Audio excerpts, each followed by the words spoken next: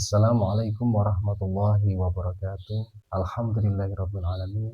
Sahabat dua yang dirahmati Allah. Pada kesempatan kali ini saya akan membahas tentang bagaimana kita memanajemen ucapan kita, memanajemen apa yang keluar dari lisan kita supaya kita bisa selamat dalam kehidupan kita di dunia maupun di akhirat nanti, yaitu bagaimana kita cerdas secara spiritual dalam mengolah ucapan kita atau dalam kita berbicara. Pada poin awal saya akan bahas yaitu bagaimana bicara itu bisa bermanfaat, yaitu janganlah kita berbicara hal yang tidak ada manfaatnya, atau mungkin cenderung kita lebih suka banyak bicara. Kenapa kita harus mengurangi bicara atau tidak? Banyak bicara itu bisa jadi akan menyia-nyiakan waktu kita, terbuang percuma,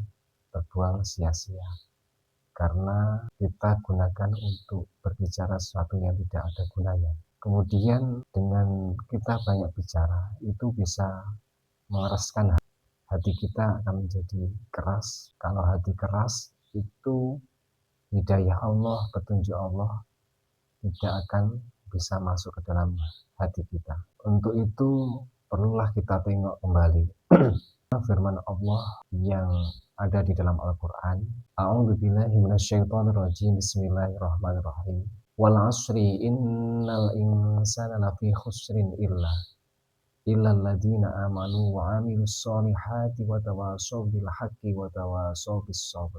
Wal asri, demi masa, innal insana, sesungguhnya manusia, lafi khusrin, berada dalam kerugian. Illal ladzina amanu, kecuali orang-orang yang beriman, wa amilus solihati, dan orang-orang yang beramal soleh, wa tawasaw bil haqqi, dan orang yang berwasiat dengan kebenaran, wa tawasaw bis sabr, dan orang yang saling berwasiat dalam kesabaran. Di situ menjelaskan bagaimana Allah bersumpah dengan menyebut masa, wal asri, demi masa. Artinya masa itu penting bagi kita untuk kita manfaatkan, kita gunakan sebaik-baiknya supaya kita tidak merugi. Selain apa yang Allah tuturkan, Allah firmankan dalam Al-Quran surah Al-Asr tadi, itu adalah berupa kerugian, kecuali orang-orang yang beriman kemudian beramal soleh, kemudian orang yang saling menasihati atau yang saling berwasiat dalam kebenaran, kemudian berwasiat dalam kesabaran.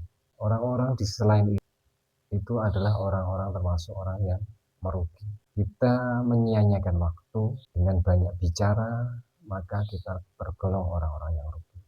Maka seyogyanya kita untuk belajar untuk Rasulullah SAW bersabda, janganlah kalian banyak bicara tanpa berzikir kepada Allah, karena banyak bicara tanpa berzikir kepada Allah membuat hati menjadi keras, dan orang yang paling jauh dari Allah adalah orang yang berhati keras.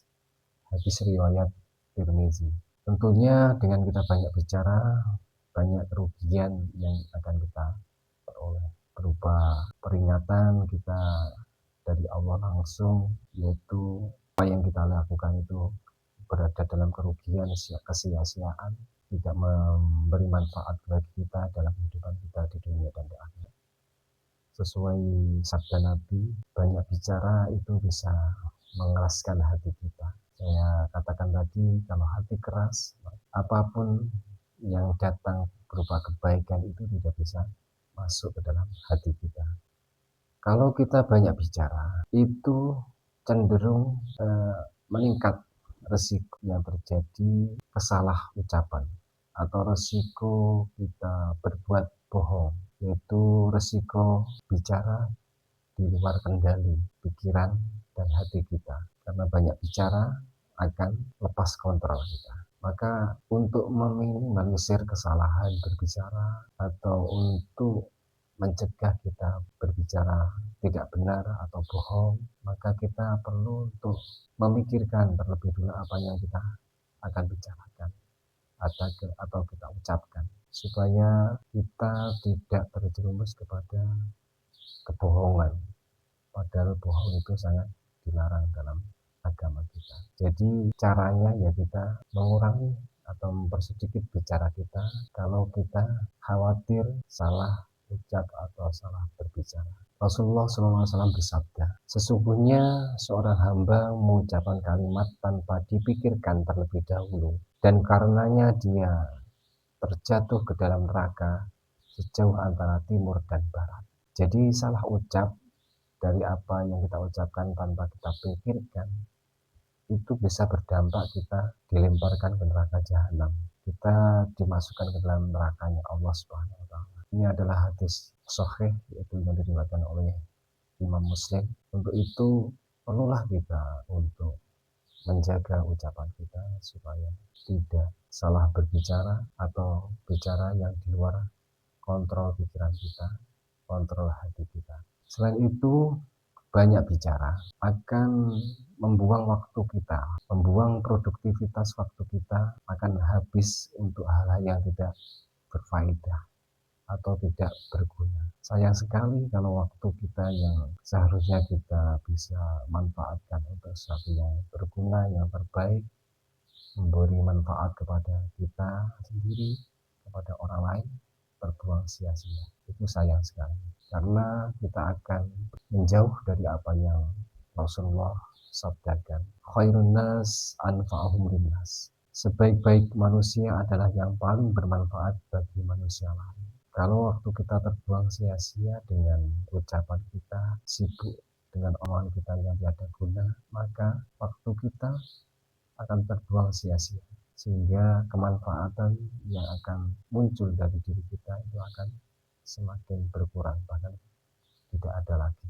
Rasulullah juga bersabda, ahabbun nas ilallahi anfa'uhum linnas. Manusia yang paling dicintai Allah Subhanahu wa taala adalah yang paling bermanfaat bagi manusia. Kenapa Rasulullah kok menganjurkan kita untuk selalu menjadi yang bermanfaat bagi manusia yang lain? Karena ketika kita bermanfaat, Allah pun akan suka. Allah akan mencintai kita, karena dengan kita bermanfaat kepada yang lain, itu artinya kita menjamin keberlangsungan kehidupan yang baik, yang bermanfaat, yang harmonis di dalam kehidupan umat manusia. Jadi ini memang sederhana, tetapi sangat penting bagi kita untuk mengamalkan, yaitu menjadi yang bermanfaat bagi yang lain. Meskipun mudah diucapkan, tapi kita perlu untuk berusaha untuk terus berbuat, mencoba untuk menjadi yang lebih bermanfaat kepada yang jelas ajaran yang dibawa oleh Nabi Muhammad SAW, supaya kita itu menjadi orang yang bermanfaat bagi orang yang lain. Kemudian perlu kita juga untuk menyimak wahyu Allah Subhanahu wa taala tentang masalah ucapan kita. La khaira fi katsirin min najwahum illa man amara bi shadaqatin aw ma'rufin aw islahin bainan nas. Wa may yaf'al dzalika ibtigha'a mardatillahi fasawfa nu'tihi ajran 'azima. Tidak ada kebaikan pada banyak bisikan-bisikan mereka, kecuali bisikan-bisikan dari orang yang menyuruh manusia memberi sedekah atau berbuat ma'ruf atau mengadakan perdamaian di antara manusia. Quran surah An-Nisa ayat 114. Jadi bisikan-bisikan itu berupa ucapan-ucapan yang keluar dari lisan kita, yang keluar dari mulut kita. Itu tidak ada nilai baiknya, kecuali itu ajakan-ajakan kepada baik, yang ma'ruf, yaitu untuk mengajak orang beramal sedekah, misalnya amal-amal sunnah yang lainnya, atau mengadakan perdamaian di antara manusia yang saling berselisih, mendamaikan seseorang, mengajak orang untuk hidup rukun, damai, tidak bersengketa, tidak saling memusuhi. Itu merupakan ucapan-ucapan yang baik, yang dianjurkan atau yang diperintahkan oleh Allah Subhanahu wa taala. Untuk apa? Untuk kemaslahatan umat manusia. Rasulullah Shallallahu Alaihi Wasallam bersabda, "Man kana yu'minu billahi wal yawmil akhir, falyaqul khairan aw yasmut." Barang siapa beriman kepada Allah dan hari akhir, hendaklah ia berkata baik atau diam. Hadis riwayat Bukhari dan Muslim. Kalau kita ini beriman betul kepada Allah dan hari akhir, maka Rasulullah supaya kita berkata, bertutur kata itu yang baik-baik, bukannya yang buruk-buruk, tapi yang baik-baik dari lisan kita. Atau kita diam kalau tidak bisa berkata, bertutur kata yang baik-baik. Itu sudah jelas apa yang Rasulullah katakan, apa Rasulullah sabdakan kepada kita. Untuk itu penting bagi kita untuk senantiasa menjaga lisan kita, ucapan kita, supaya lebih bermanfaat, lebih membawa nilai ilmu, nilai-nilai bagi orang lain. Sehingga apa yang keluar dari lisan kita itu adalah kedamaian. Kalau yang keluar dari lisan kita itu adalah mengajak manusia-manusia itu untuk berbuat baik, beramar ma'ruf, dan mencegah dari hal-hal yang buruk. Maka itu adalah lisan-lisan yang Allah telah perintahkan, yaitu melakukan kebaikan, beramal kebaikan-kebaikan dengan ucapan-ucapan. Kita perlu menjaga lisan kita supaya dimanfaatkan terus untuk sesuatu hal yang bermanfaat.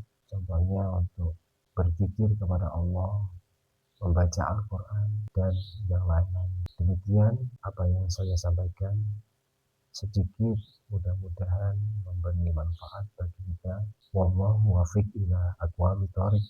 Wassalamualaikum warahmatullahi wabarakatuh.